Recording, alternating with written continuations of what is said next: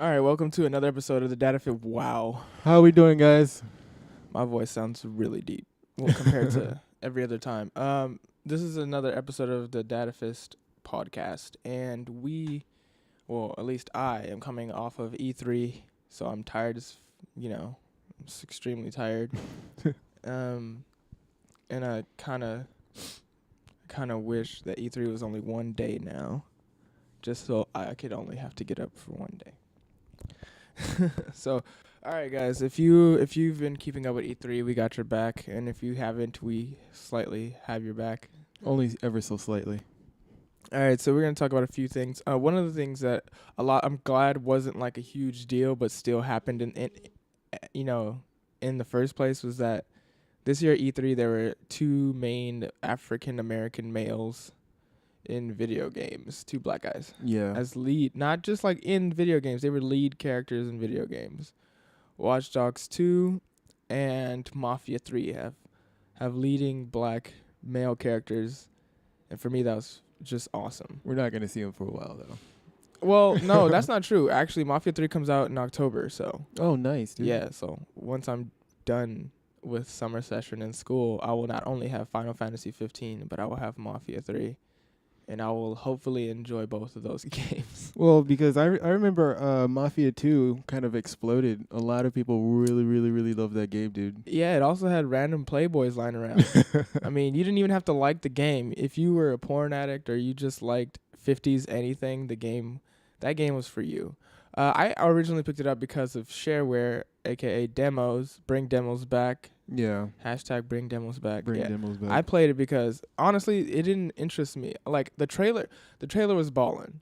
Like, I loved the trailer for Mafia 2. Great music, had a lot of style. But you know me, I don't believe in trailers. Right, you need to play it. Like, trailers are great, but I will always tell you that trailers don't mean anything because they look great. But when you get the game, it's probably going to be a different story. So when I got the demo and I played it like 100 and something times. It was a really good game. I mean, it wasn't as fluid as GTA, but I'm kind of glad it wasn't because I feel like if you could move as twitchy as GTA, it wouldn't match the 50s. I mean, even though that it wasn't, it also gave it its own feel. Yeah. The mechanics and everything. I also like punching the crap out of random pedestrians. One of the things that did make me mad, though, is this is another thing about journalism. Like, I saw everyone was like, oh, my God. The melee mechanics are innovative for a open world game. No, they were just really simple. Yeah. It was basically they added every action game's control scheme to unarmed. Yeah. Unarmed weapon setting, one button to block, one heavy hit, one light hit. I mean, that's just basic action game. The fact that we couldn't do that before was a huge problem, in my opinion. And then, freaking what was it? Saints Row. Right. Oh my God, that game is amazing. Saints Row 3 brought it back to 2 buttons. I love that game. Just outdid Mafia 3's combat. Because all I had to do was run down the street to DDT someone. So I don't. But yeah, going back on the topic, I loved Mafia 2. It was a really good game. The story was good, and it did something that most people wouldn't do. They didn't have a Hollywood ending to Mafia 2. Yeah. Spoilers for Mafia 2. If you haven't played it, go play it. And pause this shit, I guess. Or go watch the ending on YouTube so you can understand what I'm about to say. But if you haven't played it, it's cool. It's a really good game. I suggest you get it. It's super cheap. Play it before Mafia 3, and you'll see Vito Scaletti in the third game. But yeah, at the end of the game, you start... the war you started ends at the Observatorium of all places. Right. And Vito's partner, Joe, who gets his own DLC later, which makes no sense, he gets killed. Like, for no reason. I was so mad. Like, Joe, even though he was crazy, was at Vito's side the entire game. Yeah. And they literally fought their way through that observatory. So when he comes out of the front, gets into the limo, and Vito gets into the other level, I'm like, no.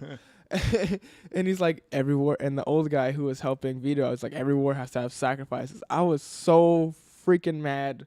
And Joe's dead, and that sucked. Yeah. All that teamwork. Yeah. So, I loved it because it wasn't a Hollywood ending, and I feel like it was believable. So I'm hoping we get the same with Mafia 3. We're still, the protagonist is a little, recycled. They've both come out of a war. Right. They're both oppressed by their neighborhoods, Mm. and they're both going into gang fare because systematic oppression of, you know. That's pretty basic. Yeah, I mean, I hate rehashed, you know, people. Like, as a quick sidebar, I was watching Animaniacs last night. Of course, 90% of my references are going to come from them, and they made a song about Disney and how every Disney princess is the same girl over and over again. It's called Rehashed Heroine. Please watch it. It's hilarious. If you're my friend on Facebook, I've posted it recently. Like, every Disney princess is the same. A girl who wants more, who disobeys somebody, gets into a bunch of trouble, and then mystically gets out of it due to magic or some other crap. Yeah. So that was hilarious. But yeah, so even though you know the basic premise of the character is rehashed, I hope they are very different people, and so I can like give a crap.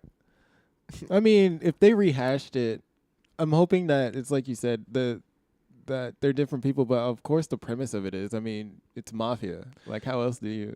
You know, I want to say so, but like we all played Saints Row 2, 3, and 4. Yeah. And those games are completely different. I mean, sure, they had, you know, they each had a basic premise. They like, were take literally over the city, but the stories were so fucking weird. Yeah, but they were each completely different from the last. Yeah. But it was sequel after sequel. Yeah. Regardless. So yeah, I guess we got to see what Mafia 3 is gonna do. Yeah, I'm excited though. Literally. I think the most that they did is try to make it closer to Deus Ex, where you can play the game fully stealthy or all out and blah blah blah. I'm pre-ordering it for the sniper rifle so I can beat the game, because apparently you don't even have to really play the game. You can just go, because according to how they explained it is that each area has a bunch of, like, you know, underground things that you can take out or take down. Right. And which will all lead to the one guy that you want to kill, which I think is like the guy running for mayor or who is mayor. And if you want to, you can just storm his house and murder him, and that'd probably be the end of the game. So it'll just be harder. So that's what I saw. And I'm like, all right, well, the only downside I see to that is, one, hopefully there are multiple ways to take out an area. Because, I mean, no offense to, like, open world games, but I'm tired of going on huge murder sprees for missions. Like, I hope the stealth aspect is used at least interestingly. Like, not even to kill someone. Sometimes it'd be funny to, like, I don't know, steal some dude's underwear, you know, and then blackmail him with it. That'd be interesting, you know? Interesting use of gameplay. Hopefully. That's some Saints Row stuff right there. Actually, no, Saints Row was pretty much the same. You're on murder sprees all the time. No, yeah, I'm just saying the whole underwear thing. Yeah. I think that's something they will do in Saints Row. I'm really hoping, like, you know, somebody gets really innovative with their gameplay. Like, honestly, I know I just said I hate murder spree, blah, blah, blah, but when I saw Saints Row 2's footage and that guy pretty much stealth through an entire area. Yeah. And you can go through the game without killing people, and it, you know, actually helps. Yes, that is a rehash from the first game, but the way they made it seem is that based on what you do, not only will the public see DedSec differently and stuff, other missions might, you know, be a little bit different. Like, he has a tase gun, so you can tase people, and it could probably make the encounters a lot easier. Right. So what he's referring to, guys, is that in Saints Row, there's different gangs for every city, and then on the top, I believe, left hand, there's a bar for every gang. Yeah. And so every time you do something, it affects when you go into their territory whether they like you or not. And then there's one obviously for pedestrians as well. F pedestrians. Who likes pedestrians? If you play an open world game and you haven't shot a pedestrian, you shouldn't be playing. Or ran one over. Yeah, you shouldn't be playing video games. Yeah. Especially GTA, since there's no bars or anything. I actually sold GTA. Yeah. I sold it. I bought it for half price, sold it, got it back for media purposes, and then sold it. I guess because the story I told you, I beat it, and it was so preachy, I didn't like it. I was tired of people, you know, the entire game telling me how crappy Americans are. I know how crappy Americans are. I live in probably one of the crappiest states. No, the crappiest part of one of the crappiest states, because, like, Redlands, California is beautiful, and it's just a bunch of rich old people who are really nice to you for some reason. Right. But, yeah, it's like, I live in the, you know, California. It's terrible down here. It's very terrible. Everything's overpriced. People not just in California. It's Southern California. So I know how bad it is. I don't want to play a game that keeps telling me that. Holy crap. Like, especially in the ways that they do it. They do it so, you know, it's done subvertly and overtly back and forth. So it's just like, you know what? Shut up, please. And then I didn't play it during its prime when GTA Online was a thing. So, like, I don't know if any of you, like, play MMOs, but if you go into an MMO really super duper late and you want to try to catch up to, everybody else. Yeah. not everybody else, because you just won't, but at least a decent set of players to where you can, start making friends and actually really enjoying the game, you're probably going to have to drop money or play for like 4 months, like nonstop. And suck it up and just like take a few days off work, because like it takes a while to catch up, especially with like grinding and stuff. Yeah. So, and plus I couldn't get a decent queue for anything that wasn't any of the new updates. So I was just like, I don't like this game right now. Right. And plus GTA to me is kind of losing its touch. I played GTA 3, and that was the really good one. 3 was really, really good. Because it had like gangs from multiple ethnicities. We had Tommy as well, dude. Yeah, I just like GTA 3. Well, anyway, so going all the way back to the original topic, yes, there are multiple black guys running in games that I'm really excited for. A game I did get to play and hang out with some of the developers, Titanfall 2. That game ran really smooth. So smooth. Like, I actually enjoyed Titanfall 2 because I I made it known that I was not a fan of Titanfall 1. And that's just because of lack of variety. Like, the game was good. It's just the lack of variety made the game feel like I'm playing a $60 app. Same thing like Destiny. See, Destiny is a different story. Destiny is lacking in story. So, like, I feel like Destiny could get a slide just because you like the aesthetic or how the game works. Because remember, when I first bought Destiny, I was playing the game because I found this amazing black pistol. Oh, yeah. And it was just sexy. I was literally playing the game because that pistol was sexy. And then, I found the rifle version of it, and I kept playing. I still have the Taken King, mainly because I can't sell it, but I still have it. And what's the new DLC? The Iron Gate. Yeah. It's either Iron Gate or Iron Sides. I think it's Iron Gate. Yeah, and then like if you pre-order it, you get the Iron Galahorn. Oh yeah. Yeah, which actually looks really sexy. I mean, I'm not gonna lie, Destiny, way to go with that Iron Galahorn. Way to go. Poor bastards, they all die. Oh yeah, and the guy who's a part of the Iron Order. Oh yeah. Is black. Yeah. Way to go. So there's 3. People are catching up. There will be 4. I think there is 4. I don't know if Battlefield 1's storyline will use that black guy on the cover as the main character. So it could be 4, which would be dope. That's a good question. Diversity. Solving the problem. Yeah, well, not really. I mean, I would hate to have like a bunch of pity games with a bunch of black guys on the cover. Slowly but surely. Honestly, I would love decent integration. You know what I mean? I'm not trying to like, start a movement like give more black characters and way too many. Nah, just like, sprinkle them in there, just like we do with every other piece of media. Like black guys are here, there. Just try to make it normal. Right. Not like we're trying to pander to black people or we're trying to prove that we're not racist by having a black main character. You're just gonna be proving yourself that. Yeah, I honestly like the way it makes sense for the characters they've chose, and it doesn't feel like they've been put into a world. It feels like the world's been built around them. Right. Like I told you, for Mafia 3, this guy came back from the war. He's going to New Orleans, a big area for black people. Right. So I definitely feel like he belongs there. It's not like he came back and went to freaking New York. That'd be a little weird. Yes, there are black people in New York in the 1960s this game is set in? I think so, yeah. Yeah, in 1960s, but still, I mean, I feel like it probably would have been built around another character, and they just said, let's make him black. And then Watch Dogs 2, I mean, I gotta give Watch Dogs 2 credit. Like, they captured San Fran. Yeah? Yeah, they really did. San Francisco is pretty, except for the Tenderloin. It's got good, it's got good graffiti. And I'm so glad that they realized that San Fran is a big hip-hop scene. Yeah. Did you see the trailer, the gameplay trailer? For Watch Dogs 2? Yeah, when he was about to enter that place, he's like, yo, I forgot the girl's name. Play me something hot. And then as he's like sneaking into this place, they're playing Don't Sweat the Technique. Freaking love it. So yeah, they captured it, and it feels like it was built around him, not for him, or like he was just dropped into, this piece of cyberspace. So I enjoyed it. I think that was a really awesome idea, and I hope that that when we play it, Watch Dogs 2 comes back, because I do really like the idea of Watch Dogs 2. I do. I honestly just wish it was set in a different time period. Honestly. Why? Because I feel like the whole hacking everything would be much more interesting and plausible in a futuristic setting, just simply because, 1, I like futuristic settings, and 2, in the future, we can't assume what's going to happen. And I was talking to somebody at E3 about this. I don't want relatable future. I don't want, this future is already out or about to be out, so let's make it commonplace in this world. No, go ape shit. Right. Maybe each building on top of it has a huge arm that repairs the building when a piece gets blown off or something. You know, Right. I want it to get a little bit ridiculous. So that's that's why I think it'd be set in the future, especially if they go into fantasy sci-fi. Then it'll be definitely worth a lot of people's time to see how crazy Ubisoft can get. Right. So, I mean, the liveness, what they showed is hilarious. You know, being able to take over a car, and like drive it around without even being in it. That's funny. Yeah. They did not, unfortunately, from what I saw, they didn't show invasions. Oh, So, yeah. I don't know if that's Invasions. gonna happen, but all I know is co-op is supposed to be seamless, which is fine. I just want to be able to invade people's games and like run them over with the car. That's what I did like about number 1. That was really fun. It took me a while to get used to it, but once you did, it is so. Like, you'll be standing right in Awesome. front of them, and they'll just be like, "Where is this nigga? Where Oh is he?" yeah, no, you can't do that. If like once they start scanning, you should not be near them. No, yeah, I know. But it's Um, like, if it was usually the trick was if you're behind them, but like not in front of their scanner. If you're behind them, not in front of their scanner, usually you can like move around. until they hack the- a camera and your dumb ass No, is right no, behind them. No, yeah, of course. Stupid.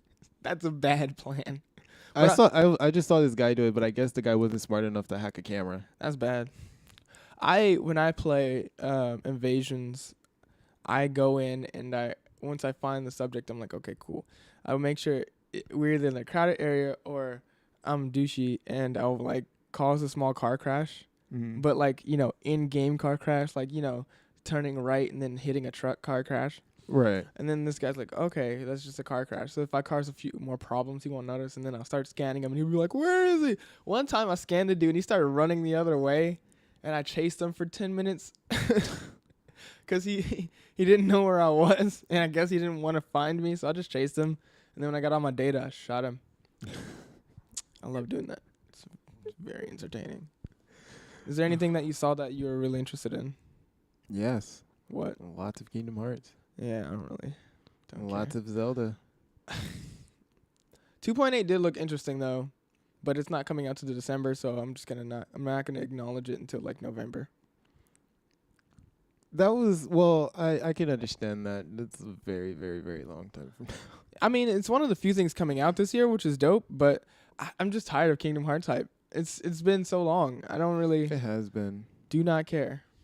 I mean, not Nomura. I believe Taiji, his co-producer, was there, and they were asking a lot of questions, and he was just so straightforward about all of the cutscenes in 2.8. I don't care. The game is not out. I do not care. Final Fantasy 15 made a showing. The Trial of Titan. Did you see it? I did not. It is the 4 boys fighting a gigantic titan. It's very repetitive, but horrifying nonetheless. It was an E3. Apparently, it was a mode literally created for E3, so I wasn't expecting it to be spectacular, but they did cut this fool's arm off. Oh my god. Yeah, it was just like... And apparently, you're supposed to be able to play Final Fantasy 15 in VR.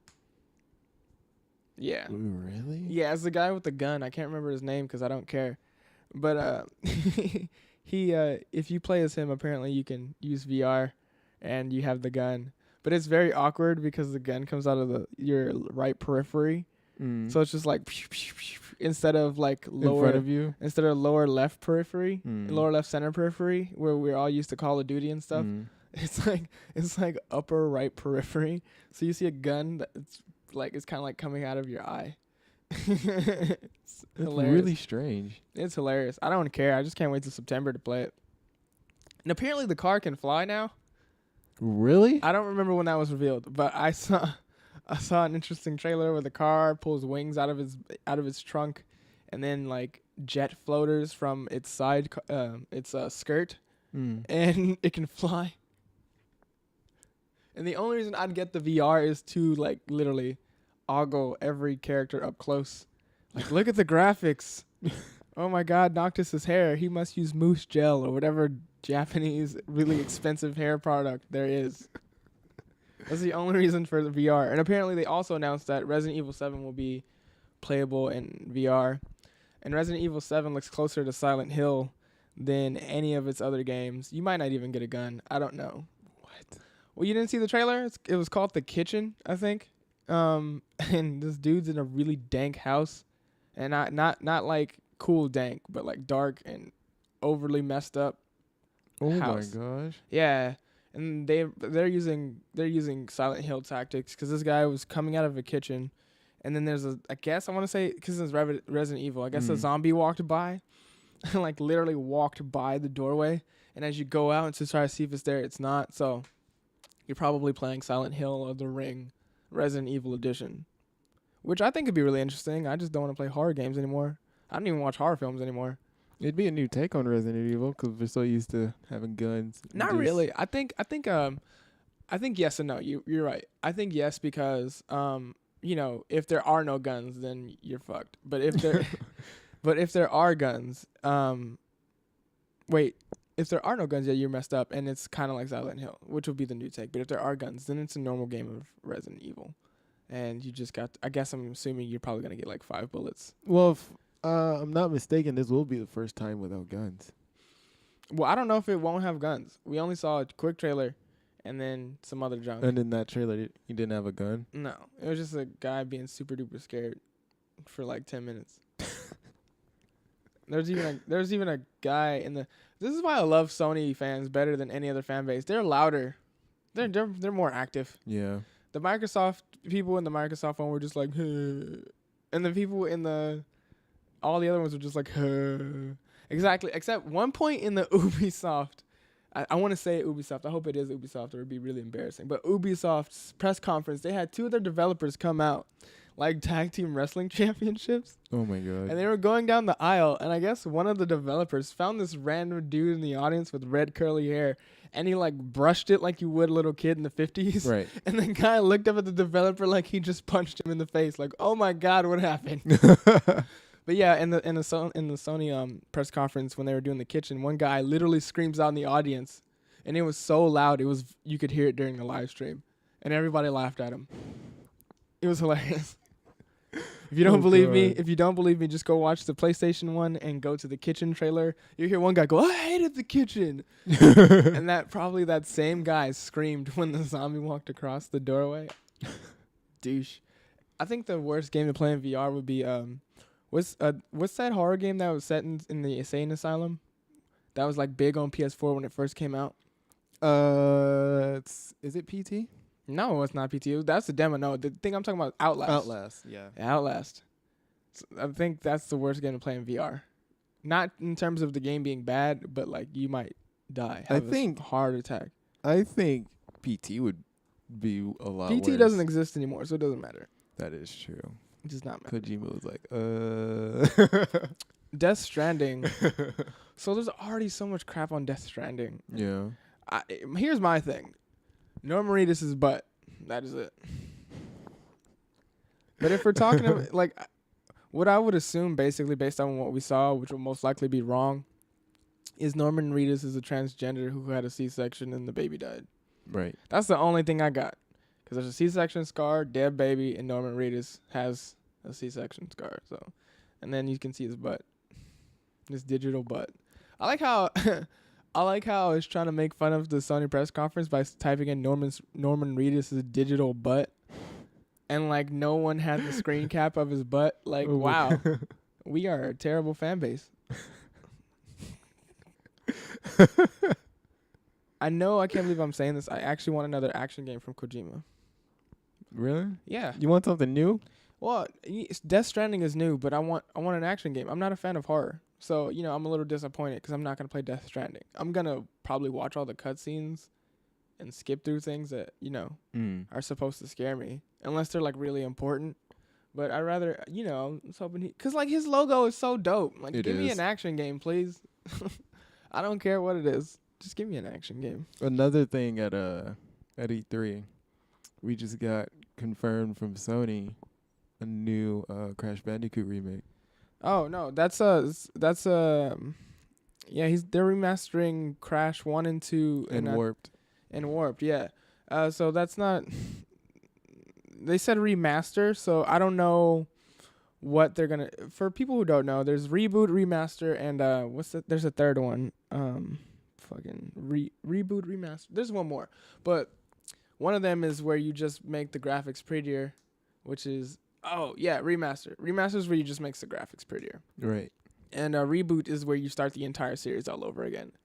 So they said it's remastered, so they're just gonna. I'm assuming they're just gonna make it pretty, but since they know their fan base, they're probably gonna reboot it and just said remaster. I don't know why. So the game should be 10 times prettier, and there's probably gonna be some new stuff in the game just to keep people who haven't played Crash interested. But since they're doing all three, I don't expect that much new from it. Just a graphic upgrade and maybe something like a time attack and trophies. I believe Time Attack was always there. Oh, okay. Well, I played that when I was like 9, and I wasn't really a fan of Crash. I loved Crash. Yeah, I had other things to play like Tekken 4. I was not a Tekken fan. Because you can't play fighting games. Yes, I can. I just chose not to play Tekken. You suck. So, I'm still super pissed that Tekken 7 isn't coming out till early next year. I hate that about fighting games that come from Japan. Like, it's like they're already out in Japan for an entire year, and we don't get them until a year later. Yeah, localization sucks. But with patching, please just release that as a patch. I would love Tekken 7 right now in Japanese, and then once, Namco's done doing localization, they just give us a, gigabyte patch or whatever. I don't care. I just want to play Tekken so I don't get bopped at Evo, because every Japanese guy in the universe has had it before me. Right. A whole year before. Yeah, so, thug life. Never had a whole year of practice, man. You know what? I'm just gonna make my Japanese PSN account and download it. That's what John does. It's because John's crazy. And he loves PlayStation. Yeah. He loves PlayStation. The only thing that E3 disappointed me. Well, E3 disappoints me in a lot of ways, but I love E3. But one of the biggest disappointments that no one could really deal with is I another year without a Katamari game. That's the game that gets on my nerves. Really? Yeah, because Katamari is great. Katamari is a very great game. It's colorful. It's cute. It doesn't require much thinking. Come home from a stressful day and play Katamari, you're going to feel better. You come home and play GTA 5, you're going to feel worse. You have a point. Like most of the games that we got nowadays are surrealist, and they're not fantasy or, and if they are fantasy, they're grounded fantasy, so it's not like I'm seeing anything really. Even Final Fantasy, the game about fantasy is grounded fantasy. Yeah. It gets on my dang nerves. It makes me sad. Like, where's that absurdity? The last absurd game I really enjoyed was what is it? Something Reckoning. Kingdoms of Amalur Reckoning. That game was weird. So weird. And there were like 100 billion missions because it was competing with Skyrim, and I really enjoyed it. The combat system had combos and stuff. Oh, it was interesting. I love Kingdoms of Amalur. Felt like nothing super duper crazy has been coming out. Like Street Fighter got all grounded, and we want to look more realistically animated. GTA's never ever been crazy. I haven't seen a new Saints Row game, so it's like, all right, fine. I think they said Saints Row 4 was it. Yeah. Well, yeah. If that's it, then I'm not getting any more Saints Row. Or so, like, where's the crazy stuff? I do miss Saints Row a lot. Even the two games that I'm looking forward to are grounded. Like Mafia 3 and Watch Dogs 2. They're pretty grounded, and I hate that. I want something like crazy, like that makes no sense. But not like indie. No offense to indie developers, you guys are awesome, but not like indie crazy, where it's like I have to think to understand the premise. Okay, I see what you mean. Yeah, I just want something crazy and interesting and non-super inclusive with my brain. Like, just want to relax and destroy stuff, or like go in a fantasy world that doesn't make any sense. So like a random arcade game? No, because an arcade game is it's a simple thing. You do this to get points, or you do this to advance on. But like something, like I said, Kingdoms of Amalur Reckoning, where everything is just weird and out of the ordinary, and stuff like that. Like in Kingdoms of Amalur Reckoning, by the way, remaster that, please. There were storylines that you've seen in movies, and then other weird storylines. Like one of my favorite storylines from Kingdoms of Amalur is there's this drunk dwarf, and actually no, here's a better one. There's this wolf who's a total dick, and he's like, if he tries to kill you, and he's like, if you help me, I won't kill you, and he's like, and you go around collecting like fairy dust, and there's these douchebag fairies, and I mean literal douchebag fairies that are like protecting the fairy dust. So, so you either answer the riddle correctly or they attack you. I just killed them because they were douchebags. and you give the stuff back to the wolf, and he turns into like this really attractive, like blonde guy who doesn't want to wear clothes. And he's like, and he can't get over like the fact that he was a wolf for like 10 years, so he still has like his wolf tendencies. The next time you meet him, he's like, "Thanks for saving me, Snarl." And he's like hunched over, still mostly naked. I love that game so much. Oh, it was a really good game. Yeah, so I'm hoping for something crazy fantasy like, but everyone's buying all these surrealistic games, so it kind of sucks. Speaking of surrealistic games that are still good, but you know, I want fantasy. Injustice 2 looks pretty good. I want to speculate that the storyline that they're gonna use has something to do with Batman's Doom storyline. For anyone who know about Batman Doom, it's a storyline where Batman's contingency plans for each superhero gets stolen by Vandal Savage, and he creates a team of supervillains to take down all the superheroes, but they don't know that, you know, it's meant to take them down, not to kill them. So, you know, they save Superman, and then Vandal Savage gets bopped. So I'm guessing it's gonna be kind of that storyline, because the Superman that we see in the 15-minute gameplay trailer is kind of a dick. So we're guessing that's the Superman that was taking over the world in the first Injustice. So, and then they've got Grodd in it. So yeah, I'm expecting it to be something close to you know, Batman's Doom storyline. But Injustice was a whole new plot, so this could just, you know, be completely new, and I could be completely wrong. But it would be interesting if it was, because it seems like everybody who played the game hated Batman the moment they saw him. Even Supergirl, he's like, "I'm not Clark's enemy." You have a funny way of showing it. And then she, like, you know, proceeds to beat the crap out of him because whoever was playing Batman was terrible. So yeah, I'm wondering what the story on that's gonna be. So, next thing that I saw, actually, when I was watching E3, I was watching Xbox. And the Microsoft trailers? And everybody was mad. They did not like it. Pretty much, you know, the Xbox One S and all of their titles, apparently. Everybody was just very disappointed at the end of the day. Who's everybody? Because I didn't... I'm talking about regular, just people who attended. I was watching mini YouTube videos, and I was actually asking some of my friends who were there, and they were just like, you know, dude, they think that this is it for him. Okay, anyone who says that at any point in time a console is gonna go down for the E3 press conferences deserves to never to go to E3 again, because you're not a journalist, in my opinion. Because you obviously don't know what E3 is for. Now, if you don't like what happened at Microsoft's press conference, that makes sense, because for those of you who actually do your job correctly, everyone knows that E3 for gamers and in the eyes of the media is seen as a big-ass console war, where they go, all right, after Sony's conference and after Microsoft's conference, we're going to decide who won. Why is Nintendo not included in this fight? Because we just don't include them in the fight. That's just how it works. So Microsoft... for those lost because of their titles, and Sony won because of their titles. Now, if you're a fan, if you're me and you think about everything in terms of like specs and all that stuff, you would know that Microsoft barely lost this year, and it was because of their titles, because Microsoft kept their word in saying that, okay, no matter what we do from now on, every game you buy is not going to be a problem. You can play it anywhere. And that's huge. Like, that's super huge. As well as the fact that you can, I don't have to worry about demos for, you know, Xbox. Because they have that program. Yeah, some of them you have to buy, which is annoying. But if you really like a game, you can pretty much play it up until launch. And then when it launches, you already have it. That's a big deal for me. They have integrated multimedia, which is amazing.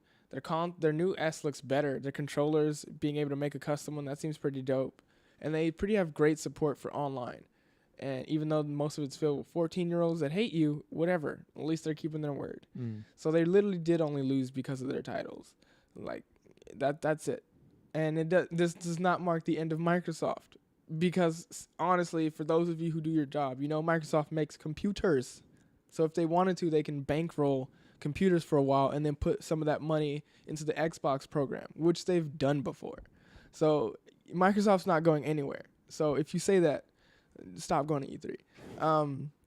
Sony bombarded this year, mainly in terms of titles. And we're gamers, so we don't really care about the hardware most of the time. Right. We may say, "Oh my God, graphics," but let's be real. Most of the time, you don't even really notice graphics until some nerd tells you that the graphics are different. Right. That's how that works. Even with 4K and all this junk, I mean, it's pretty. It really is. Seeing Tekken 7 in 4K is great, but at the end of the day, as long as the aesthetic is there and the gameplay works, you're not gonna care. Because everyone was really excited and disappointed at the new Street Fighter 4 look. Like, they were like, okay, this is cool.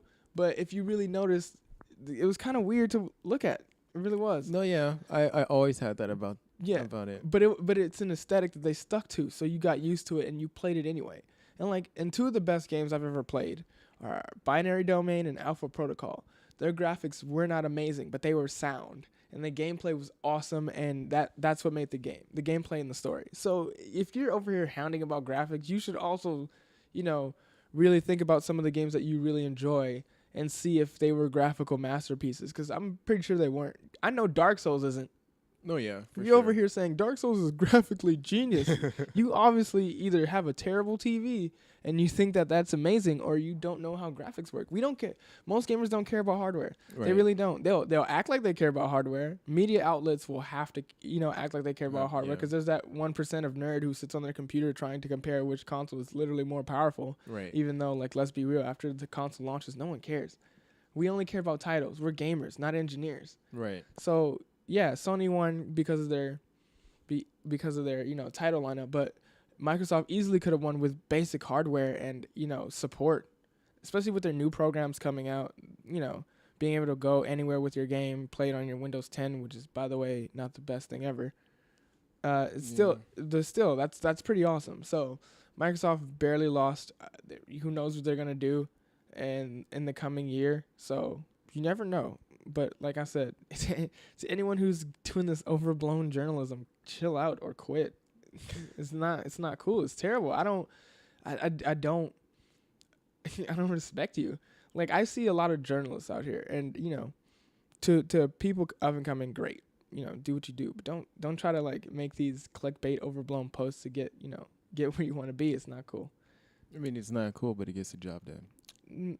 That doesn't mean anything to me. Getting the job done is in terms of journalism is different than what people think it is. Getting the job done in journalism is getting the word out about something that needs to be out there. So pretty much, if you want to say it's getting the job done, that's also wrong. Because honestly, if we're talking about getting the job done, we shouldn't be talking about the console war at all. We should just be talking about the lineup. You know what I mean? No, yeah, of course. Yeah, we should just okay, Microsoft had this, Sony had this, Ubisoft had this, and then that's getting the job done.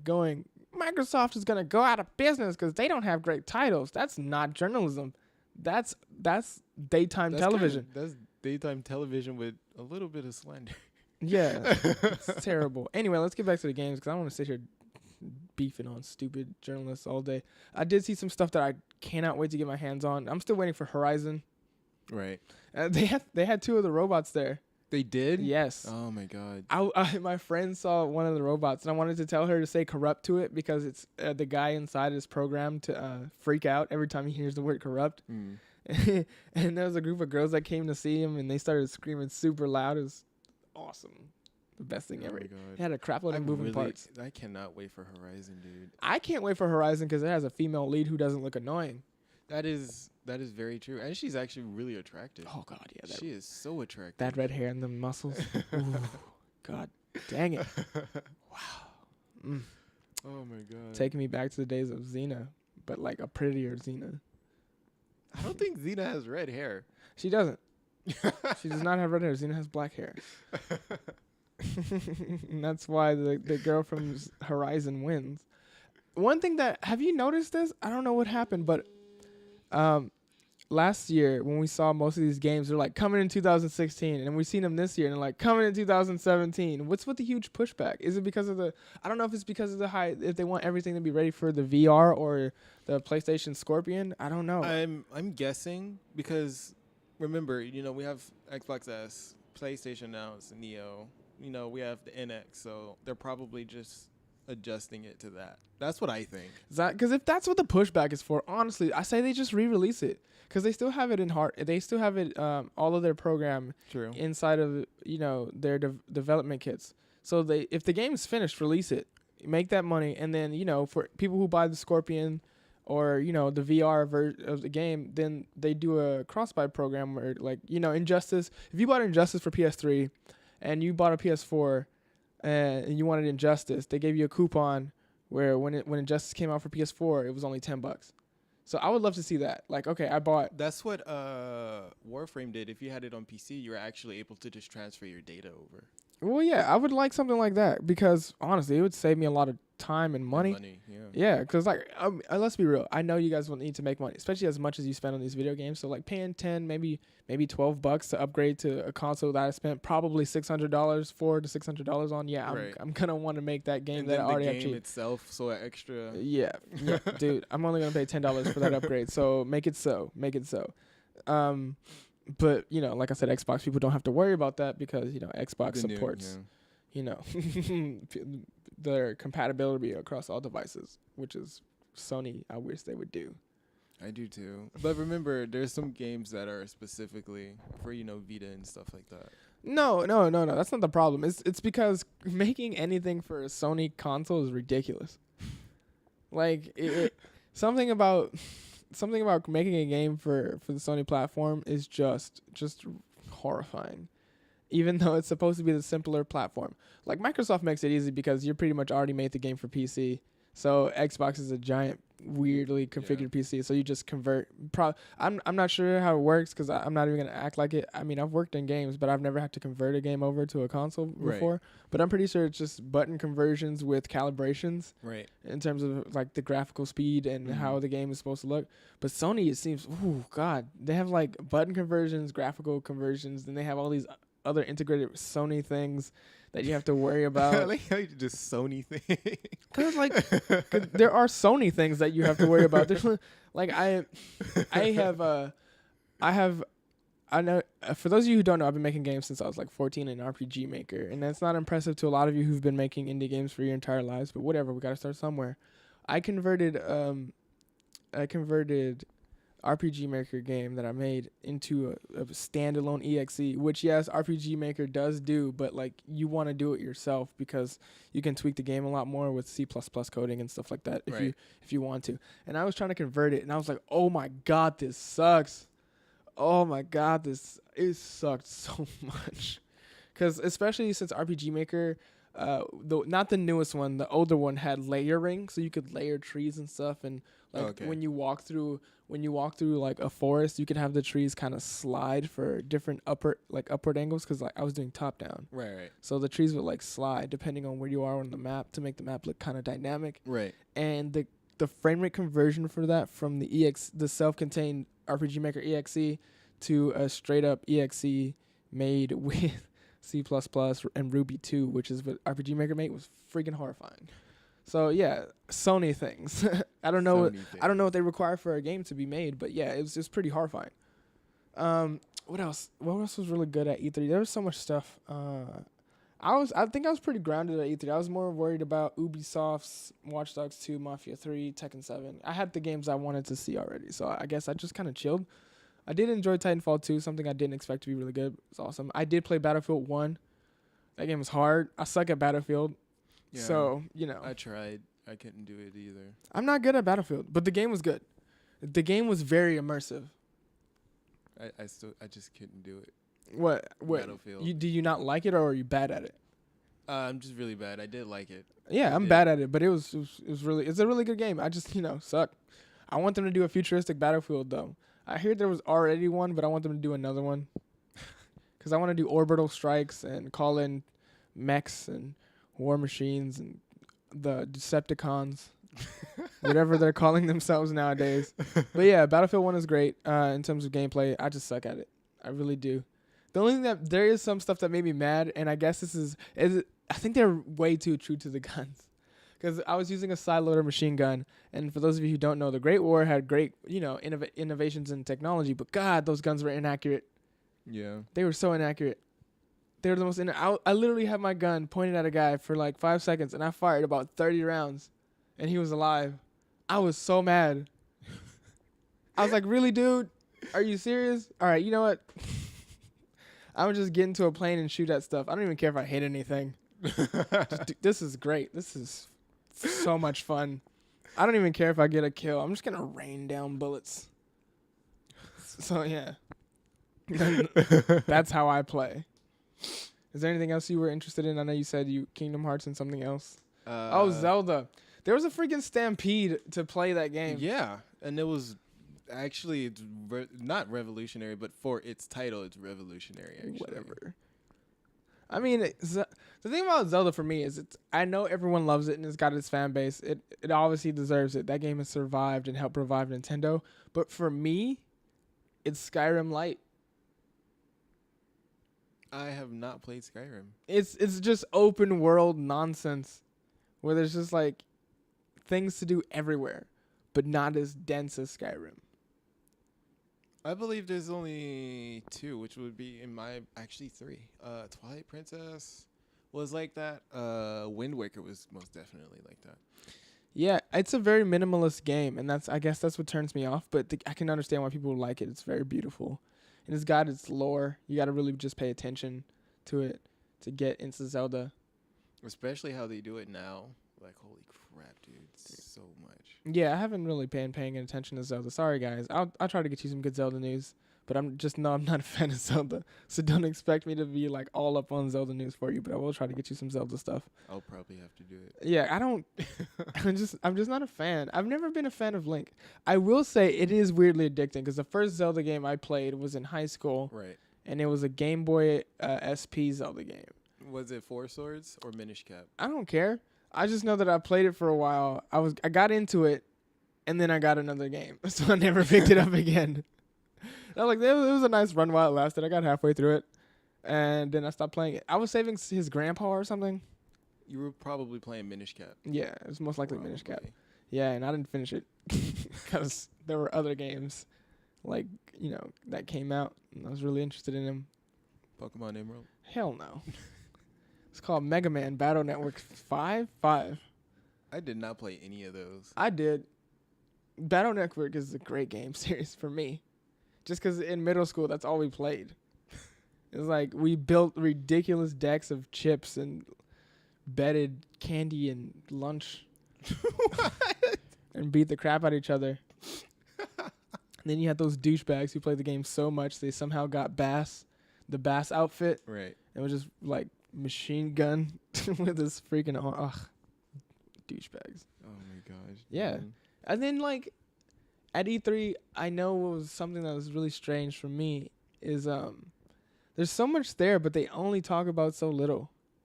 That is, I see what you mean. I'm not a fan of that. Cause like for me, when the year I get in with the camera crew, the first booth we're going to is the Xseed booth. Right. And because Xseed and Marvelous make the best action games, and they don't really get talked about.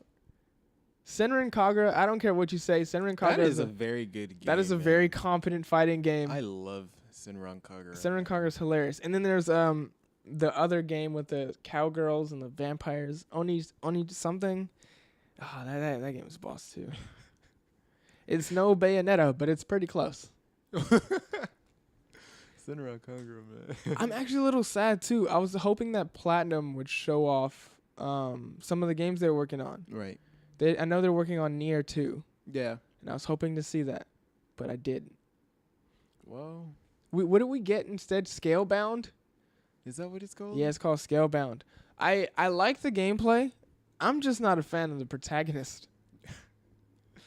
Because he is Dante light, or not good Dante.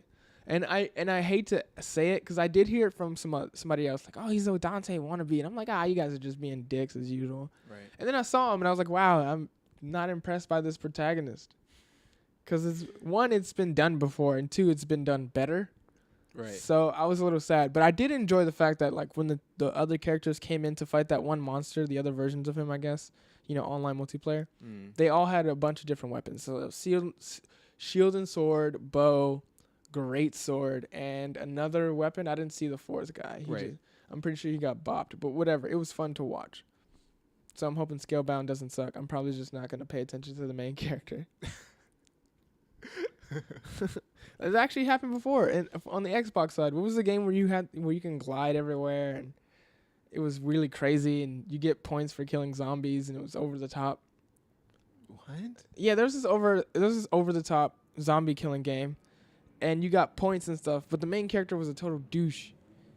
I'm not an Xbox fan. No clue. Yeah, it had like, well, yeah, the whole point of the game was, so fans, you're gonna get it, because I mean, you guys have better memory than me, but there's a town where you drink this energy drink, and it turned people into zombies, and you lose your crap. You get to glide around on random rails and stuff and beat people up and zombies up, and you get points for the way you beat them up, and you get car smash and stuff, and it causes fires.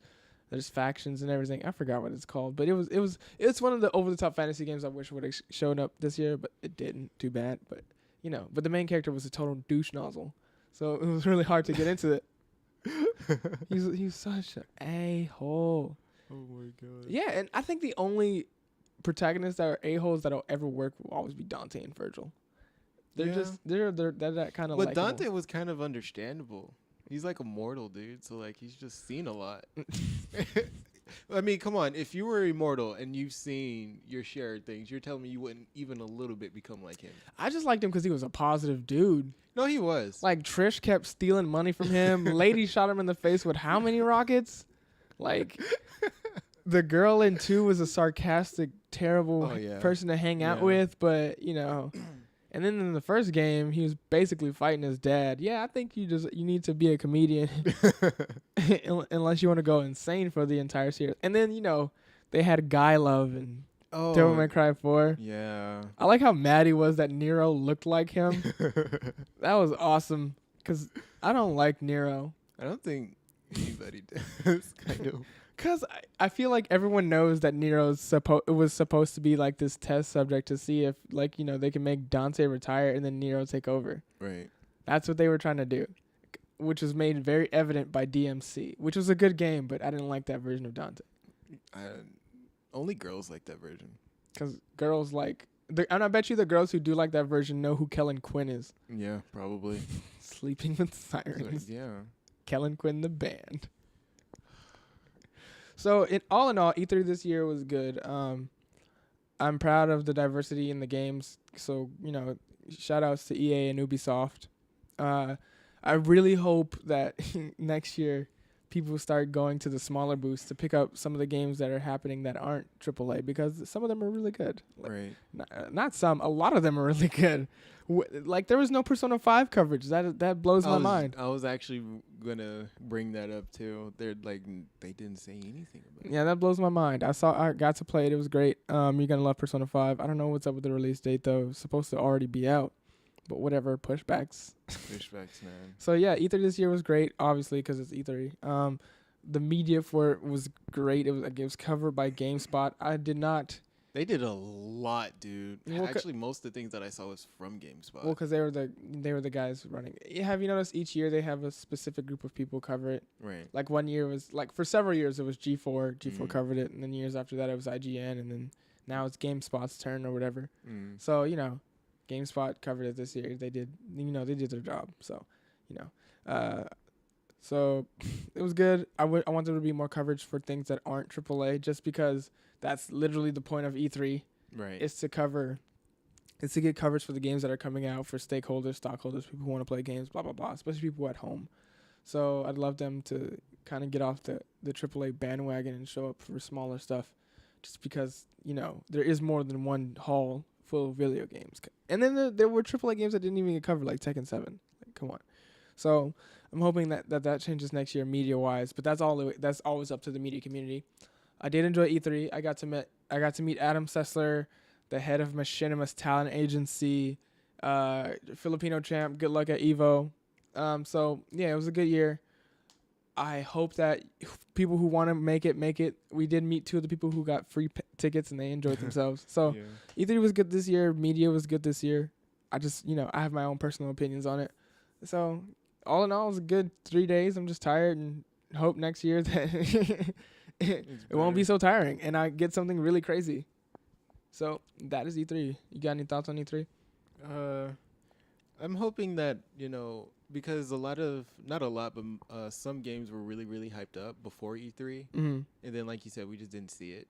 Or there was press. There's so much press for Tekken, it was ridiculous. I'm just hoping that, they start, like Persona and Tekken, that actually really, really was hyped up. Mm-hmm. Just nothing was there. It just seems like they should have like a smaller showcase. Like, because G4 actually did this where they had a small table where the entire day they were interviewing people from a bunch of different development companies. That'd be great. That'd be a great live stream. Yeah, it would. I'd watch that. Yeah, you're going to do the AAA crap, fine, whatever. But once that's gone, I get to hear about the new, Senran Kagura. I get to hear about Tekken. When is it coming out? Who's been added? Because I saw some characters in a recent Tekken trailer that I didn't know about. So right. I was like really excited about that. And there are also, what's coming to Overwatch if they're gonna do Overwatch. It's gonna be safe for BlizzCon. But you know what I'm saying? We can get games that we didn't see in the press conferences that still got booths and stuff. So that could always be an idea. So until that happens, E3 was great. But I wish it could be better, always. Yeah. It's like Shonen Jump having a freaking booth at AX and nobody talks about it. Did that happen? No, I'm just saying. Oh, okay, yeah. That's like a good equivalent. Yeah, okay. Well, yeah, that was E3 this year. Thanks for hanging out with us on the DataFist podcast. Thanks. We'll catch you guys next week.